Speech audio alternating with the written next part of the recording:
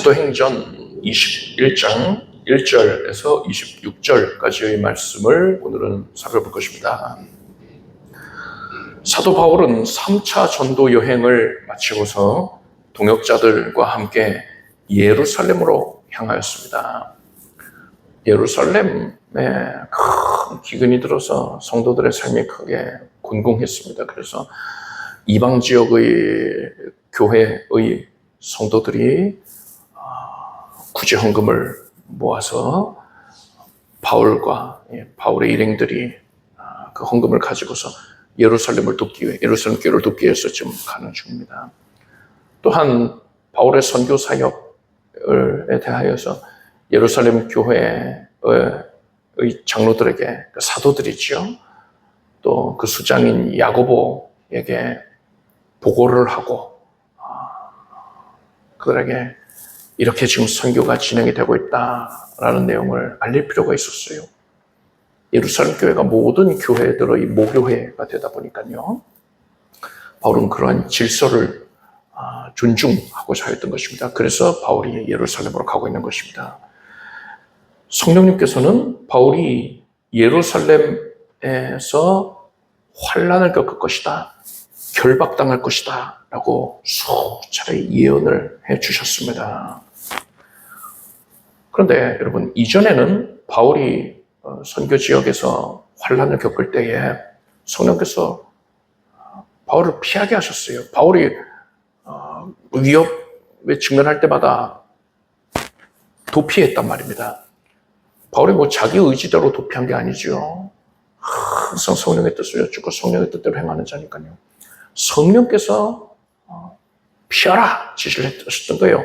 그런데 이번 예루살렘에서 겪게 되는 혼란과 결박, 이에 대하여서는 성령께서 피하라고 하시질 않는 겁니다. 아마도 바울은 우리가 지난 주일에 살펴본 것처럼 홀로 드로아에서 아소로 향하면서 이때 성령님과 긴밀한 교제를 하였고 동행을 하면서 성령의 뜻을 제대로 알게 될 것 같습니다. 그 뜻이 무엇이었겠습니까? 이번 예루살렘에 가서 겪게 되는 그 환난을 네가 잘 감당하라, 이겁니다. 하나님께서는 피하는 것을 원천하시고 그것을 감당키로 원하셨어요. 그것을 통하여서 하나님께서 일을 이루시겠다는 겁니다. 자, 1절에서부터 6절까지의 말씀을 우리가 함께 읽겠습니다. 우리가 저희를 작별하고 행선하여 바로 그곳으로 가서 이튿날 로도에 이르러 거기서부터 바다라로 가서 베니게로 건너가는 배를 만나서 타고 가다가 구브로를 바라보고 이를 왼편에 두고 수리아로 행선하여 두로에서 상륙하니 거기서 배가 짐을 풀려 하미로라. 제자들을 찾아 거기서 이래를 머물더니 그 제자들이 성령의 감동으로 바울더러 예루살렘에 들어가지 말라 하더라. 이 여러 달을 지난 후 우리가 떠나갈새 저희가 다 그 처자와 함께 성문 밖까지 전송하거늘 우리가 바닷가에서 무릎을 꿇어 기도하고 서로 작별하고 우리는 배에 오르고 저희는 집으로 들어가니라. 바울 일행은 예루살렘으로 향하는 길에 두로에 들러서 7일 동안 지내게 됐습니다. 이때 성령께서 두로 지역의 성도들에게도, 제자들이라 표현된 건 보니까 제자의 삶을 살고 있는 아주 신실한 성도들인 것 같습니다. 그들에게도 바울이 예루살렘에서 환난을 겪게 될 것이다, 결박을 당하게 될 것이다, 이것을 알리신 것으로 보입니다. 이에 두로의 성도들이 바울에게 예루살렘에 가지 마십시오 라고 붙잡고 애원을 했습니다. 그렇지만 바울은 그러한 만류를 뿌리쳤어요. 성령께서 그것을 당하라 하셨으니까요. 그러고서 담대하게 예루살렘으로 향하였습니다. 7절에서 16절까지를 함께 읽겠습니다. 두로로부터 수로를 다 행하여 돌레마이에 이르러 형제들에게 안부를 묻고 그들과 함께 하루를 있다가 이튿날 떠나 가이사랴에 이르러 7 집사 중 하나인 전도자 빌립의 집에 들어가서 유하니라. 그에게 딸 넷이 있으니 처녀로 예언하는 자 여러 날 있더니 한 선지자 아가보라 하는 이가 유대로부터 내려와 우리에게 와서 바울의 띠를 가져다가 자기 수족을 잡아매고 말하기를 성경이 말씀하시되 예루살렘에서 유대인들이 이같이 이 띠 임자를 결박하여 이방인의 손에 넘겨지리라 하거늘 우리가 그 말을 듣고 그곳 사람들로 더불어 바울에게 예루살렘으로 올라가지 말라 고나니 바울이 대답하되 너희가 어찌하여 울어 내 마음을 상하게 하느냐 나는 주 예수의 이름을 위하여 결박받을 뿐 아니라 예루살렘에서 죽을 것도 각오하였노라 하니 저가 권함을 받지 아니하므로 우리가 주의 뜻대로 이루어지다 하고 그쳤노라. 이 여러 날 후에 행장을 준비하여 예루살렘으로 올라갈세 가이사랴의 몇 제자가 함께 가며 한 오랜 제자 구브로스는 나선을 데리고 가니 이는 우리가 그의 집에 유하려 함이라. 바울 일행은 가이사랴에 이르러서 전도자 빌립의 집에 들르게 되었습니다. 전도자 빌립은 7 집사, 그러니까 교회의 제반 모든 일들, 사도들이 하는 역할 외에 그 외에 필요한 실무적인 일들을 하라고 7 집사를 세우지 않았습니까? 그 7 집사 중에 한 명이었습니다. 빌립이. 또 유명한 집사 스데반 집사 있잖아요. 순교당했죠. 예전에 예루살렘 교회에 대대적인 박해가 있었을 때에 그때 이제 스데반 집사의 죽음으로 인하여서 그것이 큰 박해가 이제 번져나가게 됐는데 이때에 빌립은 사마리아에 가서 복음을 전했습니다. 그리고 광야에서 에티오피아의 네시, 여왕 간다게의 모든 국고를 맡은 네시에게 복음을 전했습니다. 그에게 세례를 베풀게 됐습니다. 이러한 빌립에게는 4명의 딸이 있었습니다. 그런데 이 4명 모두가 처녀로서 예언을 하는 자들이었습니다. 그러니까 굉장히 신실하고 하나님께서 선지자, 당시에는 이제 선지자가 있지 않았습니까? 성경이 완성되기 전까지 선지자가 있었단 말이야. 또 사도가 있었죠. 그러니까 선지자로서의 그런 역할을 감당하는 여인들이었습니다. 전해오는 바에 따르면 이 빌립의 딸들이 이들 중에 몇 명은 후에 굉장히 많은 나이까지 생존하였다고 합니다. 그래서 그 후대의 성도들, 이 초대교회 초반에 사도들과 같이 신앙생활을 하지 못했던 그 이후 세대들, 이후 세대 정도 될 것입니다. 그들에게 그 초대교회 때에 사도들과 함께 경험했던 일들, 또 그 초대교회의 그러니까 신약성경에 나오는 인물들이죠. 그 인물들에 대하여서 신앙의 이야기를 들려주는 그런 역할을 했다고 합니다. 이렇게 열로 해서 후대의 성도들에게 이렇게 신앙의 이야기를 들려줌으로써 크게 존경을 받은 여인들이었다고 합니다. 바울 일행이 이러한 빌립의 집에 머물고 있을 때였습니다. 그때 선지자 아가보가 찾아와서 예언을 했어요. 그러니까 하나님께서 이 아가보 선지자를 보내신 겁니다. 아가보가 바울의 띠, 당시에는 너플 그리는 옷을 입고서 띠로 묶고 다녔단 말입니다. 근데 바울의 띠를 가져다가 이 아가보가 자기 손과 발을 묶고는 그러니까 결박당한 거지요. 그 모습을 하고는 성령이 말씀하시되 예루살렘에서 유대인이 이같이 이 띠의 임자를 결박하여, 그러니까 바울을 결박해서 이방인의 손에 넘겨지리라, 이렇게 예언을 합니다. 이 말을 들은 그 자리에 있던 사람들, 대표적으로 빌립 집사도 있을 것이고 빌립의 4 딸들도 있을 것이고 또 심지어 바울의 동역자 8명, 그러니까 이 사도행전을 기록한 누가를 포함한 겁니다. 의원 누가, 또 디모데도 있었지요. 그 외에도 여러 명들이 있었는데 그들이 한결같이 하나가 한 입으로 한 목소리로 바울에게 예루살렘 올라가지 마십시오. 바울 사도님이 예루살렘 올라가시면 큰일 납니다. 성령께서 그것을 우리에게 알게 하지 않았습니까? 이 아가보 선지자도 지금 우리에게 그것을 말하지 않았습니까? 그러니 제발 올라가지 마십시오 하고 애원을 합니다. 눈물 흘리면서 또 콧물 흘리면서 그렇게 애원을 했을 거예요. 지금 여기에 모여있는 사람들이요, 신앙이 대단한 사람들 아닙니까? 하나님께서 각별하게 쓰시는 사람들이거든요. 그 사람들이 하나같이 바울을 걱정해서 올라가지 마세요 애원하고 있어요.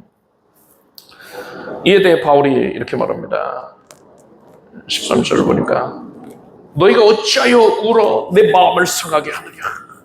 나는 주 예수의 이름을 위하여 결박받을 뿐 아니라 예루살렘에서 죽을 것도 각오하였노라 했어요. 이런 바울의 결단을 보고서 하나님께서 뜻하시는 일인가 보다. 바울 사도님이 저렇게 말씀하시는 걸 보면 이거 자기 고집 부리는 건 아닌 것 같고 성령께서 그것을 당하라고 하셨나 보다. 이렇게들 이해를 한 것 같습니다. 그래서 주의 뜻대로 이루어지이다 이렇게 말을 하고는 아쉬워하면서 바울을 만류하던 것을 그쳤습니다. 우리는 오늘 본문 말씀을 통해서요, 성도가 하나님께 예언의 말씀을 받을 때에 어떻게 처신해야 하는가 알 수 있습니다. 본문의 이후의 내용을 보면 어떤 일들이 있냐면요, 이제 우리가 이후에 다음 주부터 살펴보자면은 바울이 담대하게 예루살렘으로 올라갑니다. 예루살렘이 고지대이기 때문에 항상 올라간다 표현 씁니다. 그렇게 예루살렘으로 올라갑니다. 그리고 결국 예언대로 체포당합니다. 그리고 바울이 로마로 압송되는데 이것을 통해서 바울이 그토록 소원했던 로마 선교가 이루어지게 돼요. 그 전까지 로마에 가고 싶어도 못 갔는데 이제 바울이 로마에 선교를 할 길이 열리게 된 것입니다. 하나님께서는 바울이 이러한 과정들을 통하여서 이 로마 선교를 잘 감당케 하기 위하여서 바울에게, 그리고 바울의 동역자들, 신실한 성도들에게 이를 위하여서 기도해라. 바울이 잘 감당할 수 있도록 기도해라. 이러한 뜻에서 바울이 체포당할 것을 알려주셨던 것입니다. 선지자 아가보도 그런 성령님의 뜻에 의하여서 보냄을 받아서 지금 찾아와서 예언을 전하게 된 것입니다. 그래서 이 예언을 접한 성도들은 어떤 반응을 보여야 됩니까? 바울을 위해서 기도를 해야 되는 겁니다. 바울을 격려해 주면 되는 겁니다. 바울 사도님, 예수님의 이름으로 승리하십시오. 우리가 함께 기도하고 있습니다. 이렇게 격려했어야 되는 거죠. 기도했어야 되는 거죠. 그런데 이 신앙이 그토록 훌륭한 일꾼들인데 이들이 하나같이 하나님의 뜻을 오해를 했어요. 그래서 바울이 예루살렘에 못 올라가게 하려고 애를 썼던 겁니다. 하나님이 이렇게 알려주신 거 보니까 바울이 이 환란을 피하게 해야 되나 보다. 그러니까는 올라가지 못하게 해야 되나 보다. 그래서 또 말렸단 말입니다. 울면서 바울을 붙잡습니다. 그래서 내 마음을 상하게 했다. 바울이 이렇게 얘기했잖아요. 이런 태도는 바울에게 전혀 도움이 되지 않는 겁니다. 그리고 이런 태도는요, 하나님의 섭리, 하나님의 뜻이 이루어지는 그 역사를 방해하는 겁니다. 이런 모습을 보이면 안 되었고, 성도들은 하나님의 뜻을 깨닫고서 바울을 위해 기도하고 그를 격려하는 모습을 보였어야 했던 겁니다. 성경 66권의 말씀, 창세기부터 계시록까지의 이 말씀이 완성된 이 시점 이후로는요, 하나님께서 절대로 공적인 계시를 주지 않습니다. 성경에 준하는 모든 사람에게 적용이 되는 그런 공적 계시는 주지 않으세요. 새로운 공적 계시를 안 주시는 것입니다. 하나님께서는 성경이 완성된 이후로는 오직 성경 말씀을 통해서만 사람이 그러한 공적 계시를 깨달을 수 있도록 역사해 주시는 것이지, 새로운 성경의 별책부록과도 같은 그런 내용을 주시지 않는단 말입니다.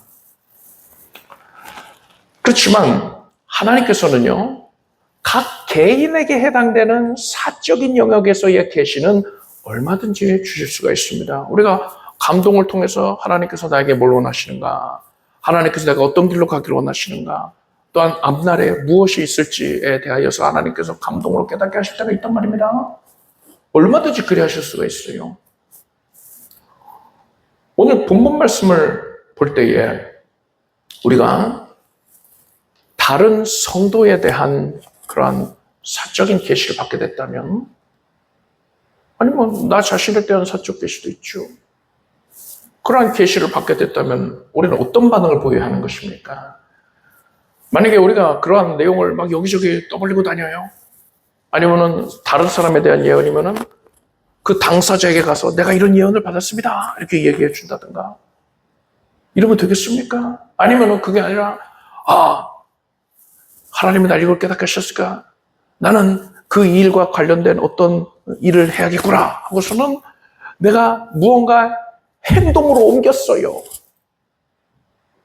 이러면 되겠습니까? 안 된다는 거예요. 오늘 본문의 성도들이 그런 우를 범한 것입니다. 하나님의 뜻은 깨닫지 못하고 그냥 예언을 바꿔서 자기 멋대로 해석을 해가지고 하나님이 이걸 원하시는구나 하고 바울을 막아버리잖아요. 이건 하나님을 방해하는 것입니다. 만약에 하나님께서 우리에게 그러한 예언을 깨닫게 해주심과 동시에 그 사람에게, 그 당사자에게 알려라 라고 하신다든가, 아니면 너는 구체적으로 이러이러한 행동을 해라 이렇게 지시를 하신다면 우리는 그 말씀에 당연히 순종해야 되는 겁니다. 그렇지만 하나님께서 그러한 구체적인 지시를 하시지 않았다면요, 우리는 그 예언의 내용을 오직 우리 안에만 거두고 있어야 되는 것입니다. 그리고 뭘 해야 됩니까? 기도해야 되는 거예요. 입 밖으로 그것을 낼 것이 아니라 기도를 하면 되는 거예요. 여러분은 하나님께서 각 개인에 대한 어떠한 사적인 계시를 여러분에게 주시거든 절대로 경거망동을 하지 말길 바랍니다. 내가 이건 분명히 하나님이 주신 게 맞는데 이게 성취될 가능성이 대단히 높으니까, 확실히 성취되니까 이거 성취되고 나면은 나를 신령하다고 인정해 주지 않을까?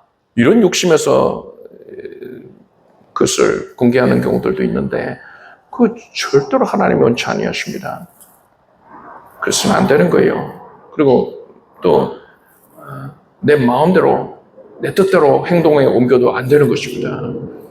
성령께서 나에게 어떤 구체적인 지시를 하시기 전까지는 반드시 나는 뭘 해야 됩니까? 나에 대한 예언이면은 그것이 이루어지게 되라고 기도할 것이고, 다른 사람에 대한 예언이면은 그 사람이 그 일을 통하여서 하나님의 뜻을 이루게 해달라고 그렇게 기도를 해야 되는 거예요. 그걸 기도로서 후원하면 되는 것입니다. 여러분은 이렇듯 절제된 모습을 보임으로써 하나님이 주신 예언을 존중하는 마음으로 받들게 되길 바랍니다. 17절에서 26절까지의 말씀을 함께 읽겠습니다. 예루살렘에 이르니 형제들이 우리를 기꺼이 영접하거늘 그 이튿날 바울이 우리와 함께 야고보에게로 들어가니 장로들도 다 있더라. 바울이 무난하고 하나님이 자기 봉사로 말미암아 이방 가운데서 하신 일을 낱낱이 고하니 저희가 듣고 하나님께 영광을 돌리고 바울더러 이르되 형제여 그대도 보는 바에 유대인 중에 믿는 자 수만 명이 있으니 다 율법에 열심 있는 자라. 네가 이방에 있는 모든 유대인을 가르치되 모세를 배반하고 아들들에게 할례를 하지 말고 또 규모를 지키지 말라 한다 함을 저희가 들었도다. 그러면 어찌할꼬 저희가 필연 그대의 온 것을 들으리니 우리 말하는 이대로 하라. 선한 네 사람이 우리에게 있으니 저희를 데리고 함께 결례를 행하고 저희를 위하여 비용을 내어 머리를 깎게 하라. 그러면 모든 사람이 그대에게 대하여 들은 것이 헛된 것이고 그대도 율법을 지켜 행하는 줄로 알 것이라. 주를 믿는 이방인에게는 우리가 우상의 제물과 피와 목매어 죽인 것과 음행을 피할 것을 결의하고 편지하였느니라 하니 바울이 이 사람들을 데리고 이튿날 저희와 함께 결례를 행하고 성전에 들어가서 각 사람을 위하여 제사 드릴 때까지 결례에 망대된 것을 구하니라. 바울 일행이 드디어 예루살렘에 도착하였습니다. 바울 일행은 예루살렘 교회의 수장인 야고보 장로에게 찾아갔습니다. 야고보 장로는 예수님의 친동생입니다. 사도 야고보는 최초의 순교자로 세상을 떠났고, 예수님의 친동생 야고보, 또 유다 있죠. 두 명이 이제 야고보서 유다서를 쓰지 않습니까? 야고보 장로가 얼마나 신실한 신앙으로 변화가 되었던지 모든 사도들보다도 더 교회의 중시적인 역할을 감당하게 됩니다. 교회, 예루살렘 교회, 또 본교회, 모교회의 수장이 된 거예요. 그곳에 야고보 장로가 있었고 또 다른 장로들도 있었습니다. 사도들도 포함될 수 있고요. 또한 이 장로들 무리라면 예루살렘 교회에 또 70여 명의 장로회가 있었다고 합니다. 그러니까는 목회자 그룹이라고 보시면 되는 겁니다. 19절을 보면은 바울이 무난하고 하나님이 자기의 봉사로 말미암아 이방 가운데서 하신 일을 낱낱이 고하니라고 했습니다. 바울은 자신이 이방 지역에서 선교한 내용들을 보고를 하였는데, 그것을 할 때에, 보고할 때에 내가 이방 지역에서 온갖 기적과 능력을 행하여서 사람들을 불러 모았고 그들을 구원시켰고 내가 교회를 이렇게 여러 곳에 세웠습니다. 이런 식으로 말하지 않았어요. 바울이 뭐라고 했습니까? 그 모든 일들, 자기가 감당했던 그 모든 일들이 하나님께서 그러니까 바울이라는 사람의 봉사로 말미암아서 이방 가운데서 하신 일이다. 그러니까 하나님이 하시는 일인데 자기는 그저 일꾼의 한 명으로 쓰임받았을 뿐이다. 이렇게 전했던 것입니다. 나는 도구요, 도구. 이렇게 얘기한 거예요. 목수가 못과 망치로, 나무로 멋있는 책상을 만들었어요. 또 책장을 만들었어요. 굉장히 아름다운 가구들을 만들었단 말입니다. 그러면은 그 못이 훌륭한 겁니까? 그 망치가 훌륭한 겁니까? 그게 아니잖아요. 목수가 훌륭한 거예요. 못이 적당히 지금 안 갖고 있다. 다른 데서 못을 구해다가 사용하면 되는 거예요. 도구는 얼마든지 취사선택이 가능합니다. 중요한 건 목수지요, 목수. 일하는 자는 목수란 말입니다. 바울은 그걸 알았어요.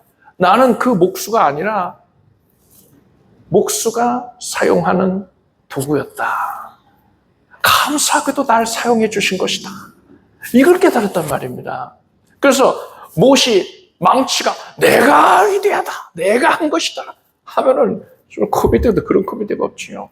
그때 바울은 자기 신분을, 처지를 제대로 인식하고 겸손한 마음으로 하나님께서 다 하신 것인데 나는 그저 감사하게도 왼발에 왼발에 하나님이 나를 거기에 써주신 것뿐이에요. 이렇게 자기를 가렸단 말입니다. 이렇게 바울이 하는 말에 자기 자신을 드러내고자 하는 그런 마음이 조금이라도 보입니까? 아니지요. 전혀 없어요. 너무나도 훌륭한 모습입니다. 이런 모습 볼 때 참 바울 사도가 너무나 존경스럽고 사랑스럽지 않습니까? 사람들을 보십시오. 어디 이름난 목회자들 보면은 꼭 자기를 드러내려고 해요. 대화를 해보면 압니다. 공개석상에서는 겸손한 모습을 많이 의도적으로 보인다 하더라도 사적인 자리에서 말을 할 때 보면은 자기를 드러내요, 자꾸만. 자기가 얼마나 대단한 존재인지, 대단한 사람인지, 일반적이지 않은 비범한 존재인지 그걸 드러내려고 한단 말입니다. 근데 바울은 그러지가 않았어요. 어떻게 이런 모습을 가질 수 있나. 참 너무나도 흠모할 만한 모습인 것입니다.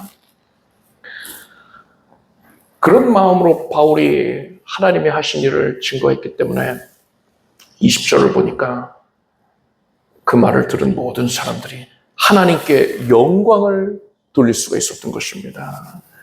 바울은 고린도후서 10장 17절 18절 보니까 자랑하는 자는 주 안에서 자랑할지니라. 그러니까 자랑하지 말아라가 아니라 자랑해라.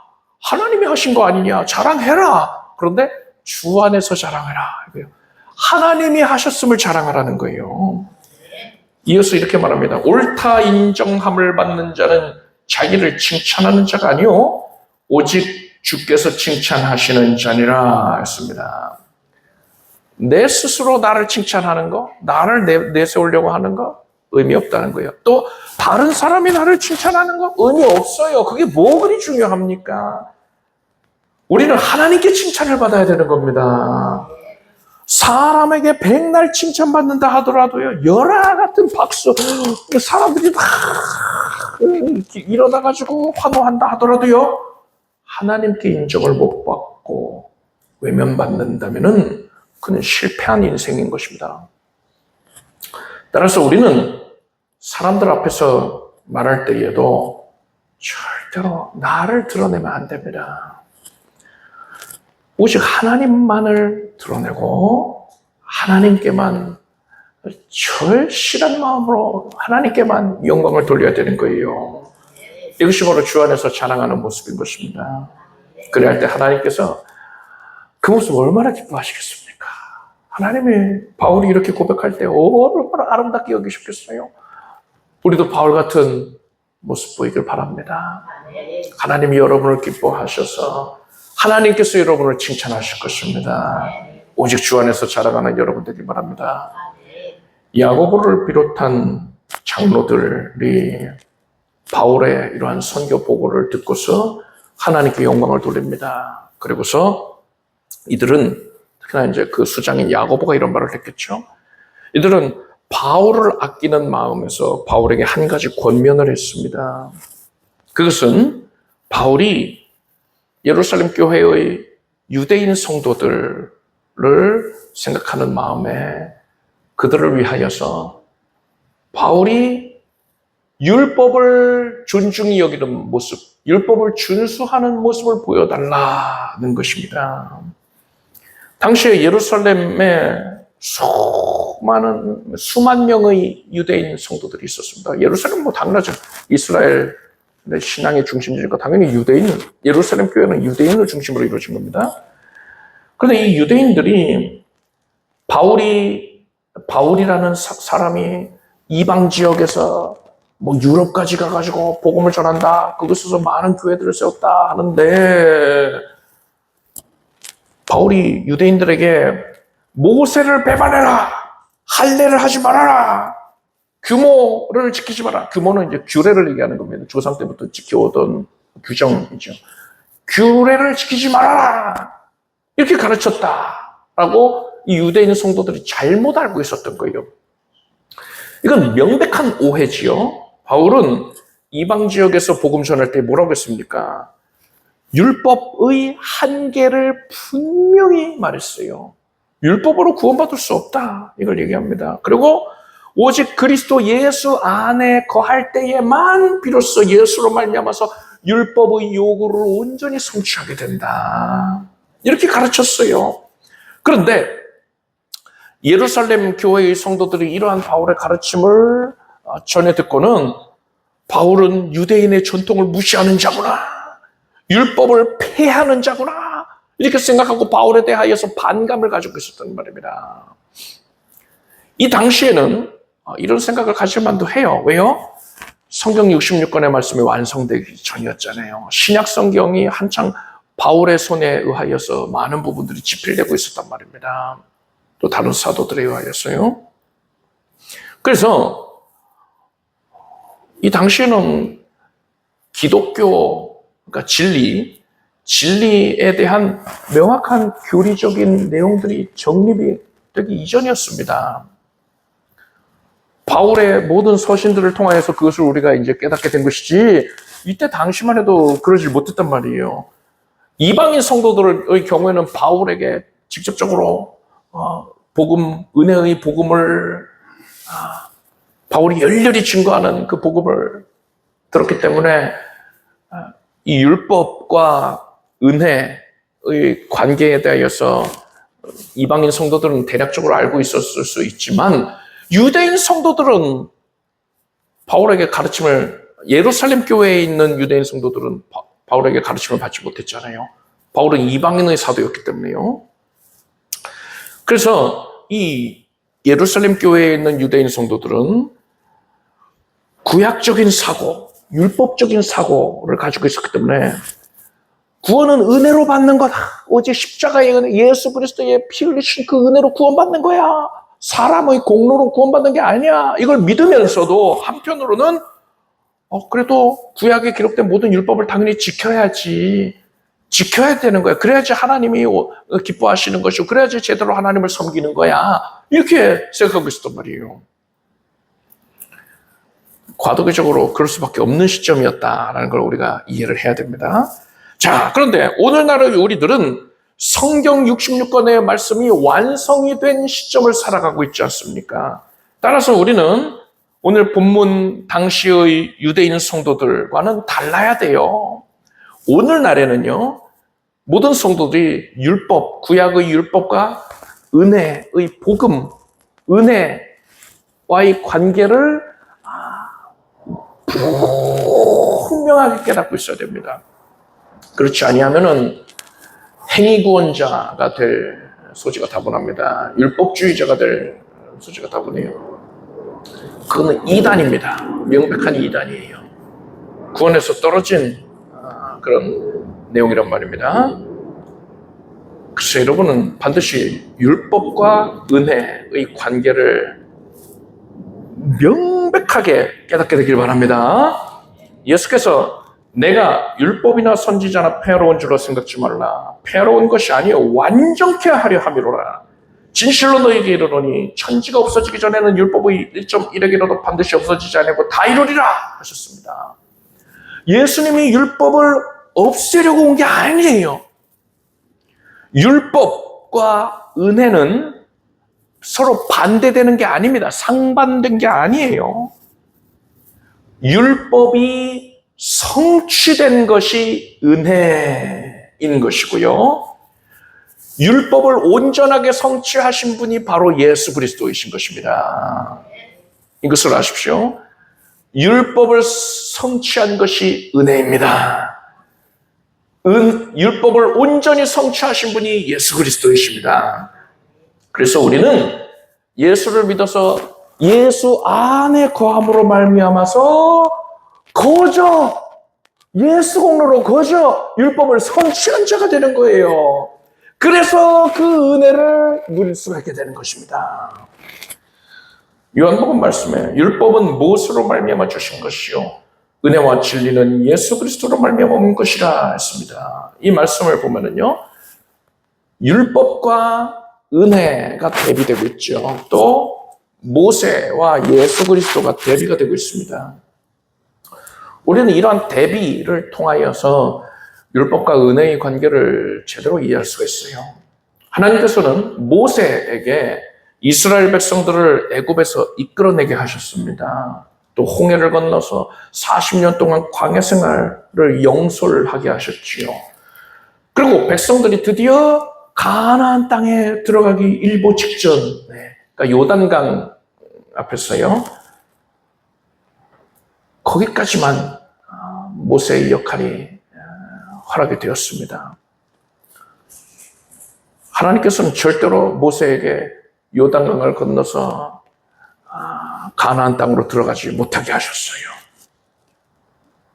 왜 그러신 겁니까? 하나님께서 이쪽에 모세에게, 백성들에게 물을 주라고, 반석을 명하여 물을 주라 이렇게 말씀하셨는데 모세가 순종치 아니하고 백성들의 그런 패역한 모습을 보면서 우리가 이 반석에서 물을 내려 하고 반석을 쿵 내리찍습니다. 하나님께서 물 주시려고 작정하셨기 때문에 물이 터져 나왔어요. 그렇지만 하나님께 순종한 게 아니지요. 또 하나님께 영광을 돌린 게 아니었습니다. 하나님께서 물을 내시는 겁니다. 우리가 물을 내려 하면서 모세와 아론이 물을 주는 것처럼 말을 했단 말입니다. 그래서 아론은 나이 들어 죽고 모세는 가나안 땅에 들어가지 못하는 그런 징계를 받게 되었습니다. 그런데 이건 어디까지나 표면적인 이유에 불과하고요. 영적인 이유는 다른 데에 있습니다. 모세가 가나안 땅에 들어가지 못하게 되니까 하나님께서 모세의 후계자로 여호수아를 세우셨습니다. 여호수아는 모세의 수행비서 역할이었는데 이제 모세의 역할을 대신하게 된 겁니다. 보십시오. 모세는 이스라엘 백성들을 이 가나안 땅 앞으로까지만 인도했어요. 그리고 가나안 땅에 들어갔습니까? 못 들어갔지요.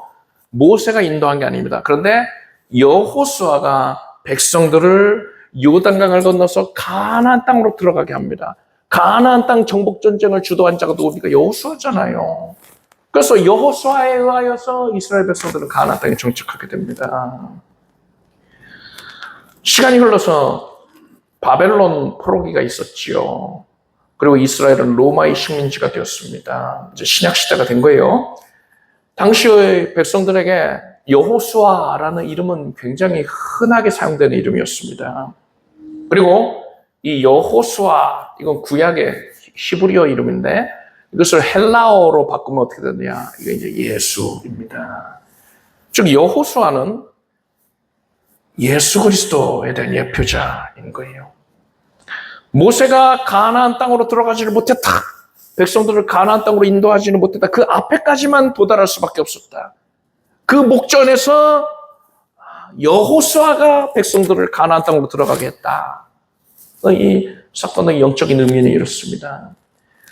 사람이 하나님께서 주신 율법을 다 지키면 의롭다함을 받아서 구원에 이를 수가 있어요.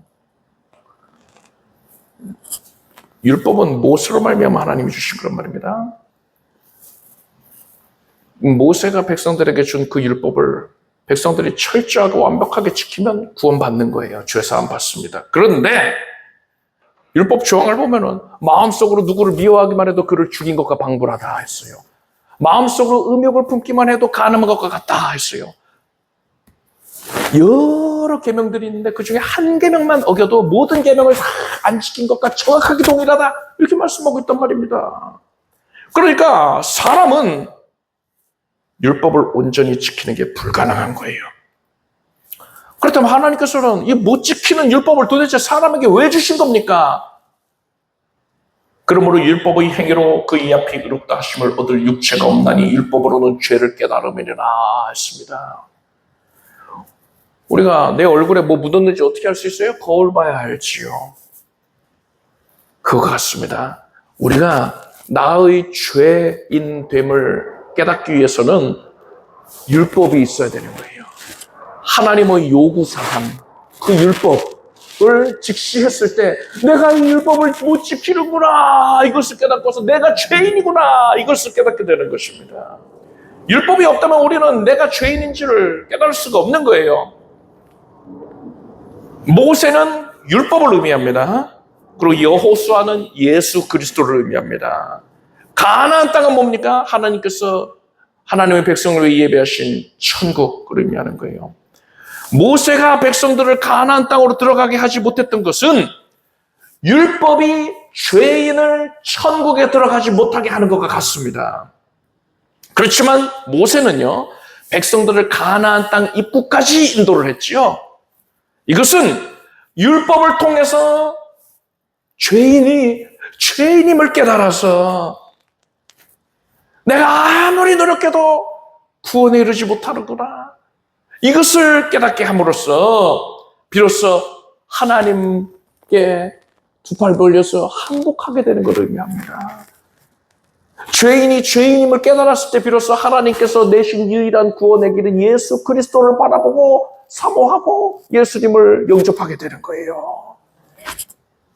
예수 그리스도를 영접한 자는 어떻게 됩니까? 천국에 들어가게 되는 거지요. 그래서 사도 바울은 이렇게 말합니다. 이같이 율법이 우리를 그리스도에게로 인도하는 몽학 선생이 되어 우리로 하여금 믿음으로 말미암아 의롭다함으로 얻게 하려 함이라 했습니다. 몽학 선생은 뭐 가르치는 선생이 아니고요.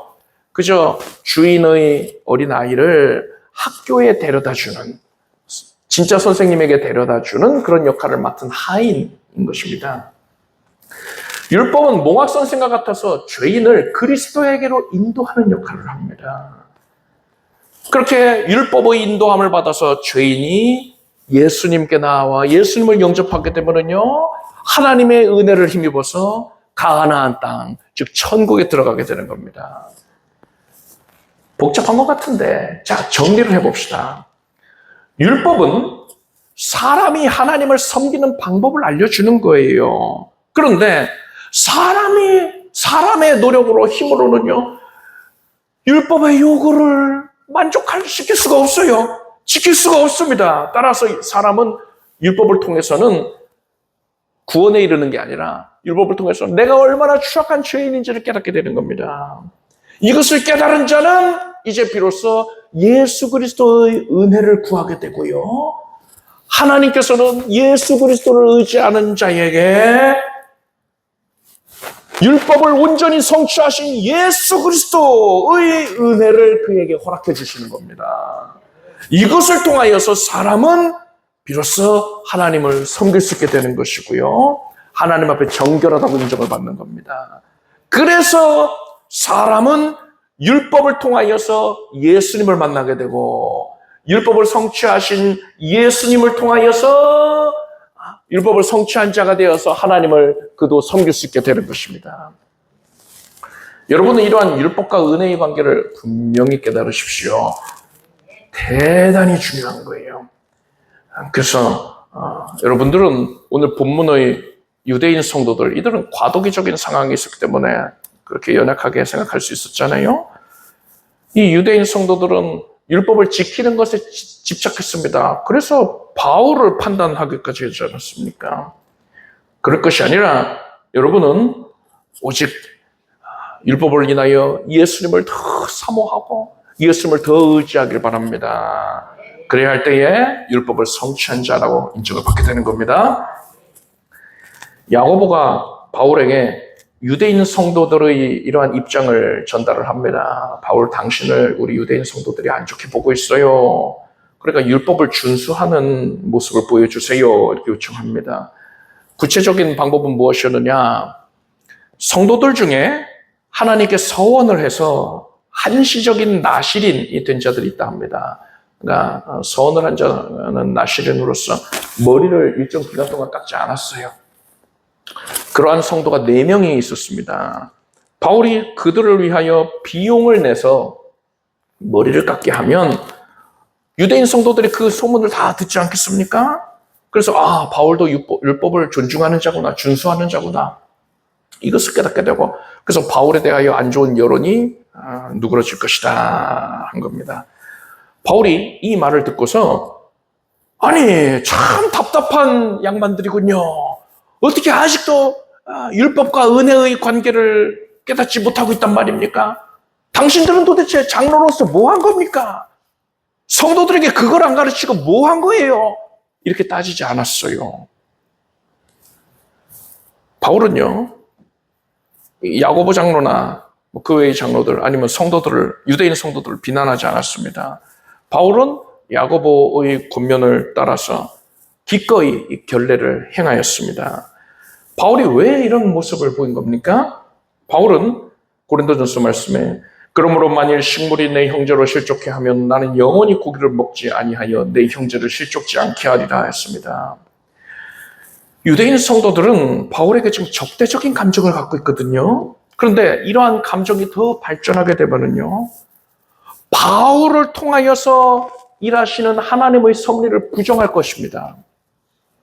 그리고 그러다가 더 나아가면요, 바울이 전하고 있는 은혜의 복음을 부정하려 들 거예요.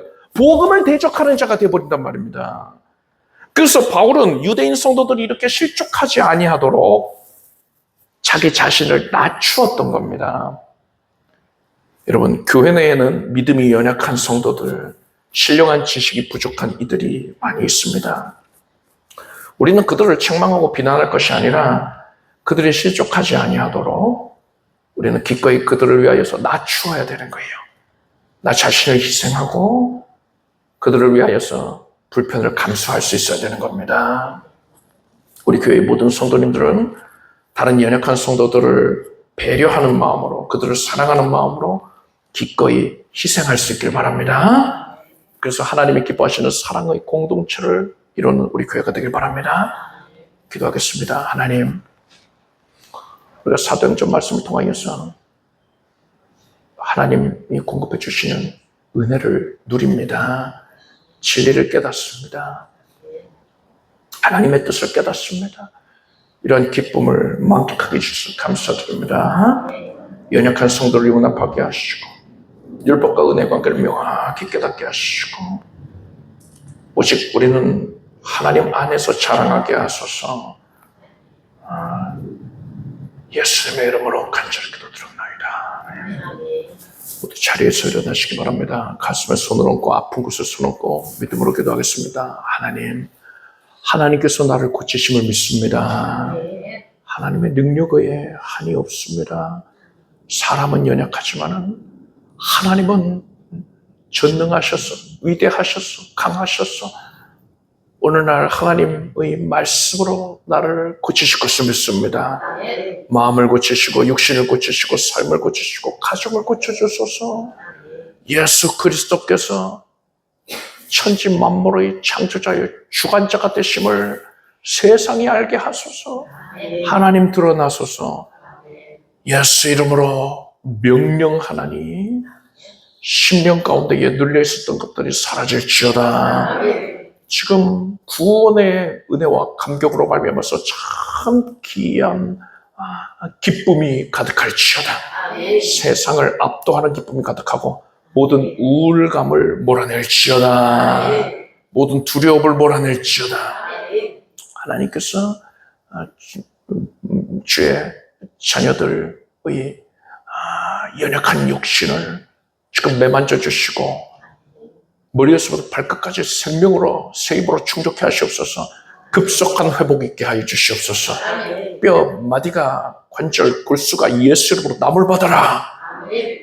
오장육부가 고침받을 것이고 뇌 신경과 세포가 온전해질 것이고 하나님의 은혜로 밝은 시야를 갖게 하소서. 시신경은 또한 정상이 될 것이고 청력을 회복하여 주시고 병과 중독증이 사라지게 하시고 턱관절을 고쳐주시옵소서. 호흡기를 고쳐주소서. 소화기를 고쳐주소서. 예수 이름으로 모든 관절이 고침받을지어다. 디스크는 정상이 될지어다. 염증이 사라지고 통증은 사라져. 하나님의 은혜가 강수같이 흘러넘쳐서 암세포가 녹아 없어졌습니다. 면역이 온전해졌습니다. 모든 수치들은 다 정상이 됐습니다. 혈압이 정상이 되고 하나님의 은혜로 당수치가 정상이 됩니다. 예수 이름으로 평강 가운데 갈지어다. 하나님께서 이루어내신 놀라운 이 기적의 역사를 체험하고 분명히 간증할지어다. 오직 주 안에서 자랑할지어다. 온 가족들이 예수 잘 믿게 해주시고 삶의 현장을 예수 그리스도께서 변화시켜 주시옵소서. 가장 선하게 하나님을 사랑하는 자들을 부르심을 자기 모든 것이 하나님께서 선을 이루나셨으니 하나님의 섭리로 말미암아 선한 결실을 맺게 하여 주시옵소서. 물질 어려움을 해소하여 주시옵고 치료의 문을 여셨고 진학을 허락하시고 만남의 복을 허락해 주시옵소서. 예수님의 이름으로 기도드립니다. 믿음대로 될지어다. 이렇게 박수 모르겠습니다. 자리에 앉으십시오. 준비하신 예물을 정성된 마음으로 드리겠습니다. 드리신 예물을 위해 기도하겠습니다. 하나님, 모든 은혜에 하나님, 하나님께서 베푸신 것들을 우리가 헤아려 감사하며 예배로 또한 물질로 헌신하게 해주셔서 감사드립니다. 하나님께서 모든 것을 행하셨습니다. 이후로 하나님께서 드러나셔서 모든 일들을 이루시고 영광 거두시옵소서. 주의 자녀들의 삶에 개입하여 주시옵소서. 합력하여 선을 이루어 주시고 오래도록 기도하는 제목들이 다 성취되게 하여 주시옵소서. 예수님의 이름으로 기도드립니다.